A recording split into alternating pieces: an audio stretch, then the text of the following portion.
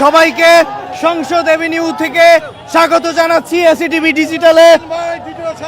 এই মুহূর্তে সংসদ এভিনিউয়ে কোটি জনতার ঐতিহাসিক ভিড়, তারা সংসদ ভবনে প্রবেশ করছে। আপনাদেরকে দেখাচ্ছি, এই মুহূর্তে আপনাদেরকে দেখাচ্ছি কোটি জনতার সেই ঐতিহাসিক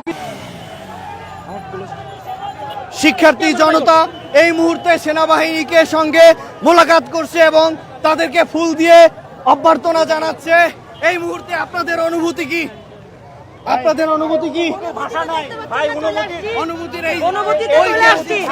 এই অনুভূতির কোনো ভাষা নাই। অনেক খুশি আমরা মুক্তি পাইছি।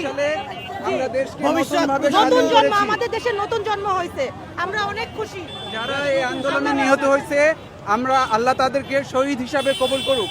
এই যে অনুভূতি কি আপনার আজকের এই আমাদেরকে চাপিয়ে দেওয়া চেতনা, চাপিয়ে দেওয়া শোক এবং চাপিয়ে দেওয়া বিভিন্ন অনুভূতি থেকে আমরা মুক্ত পেয়েছি।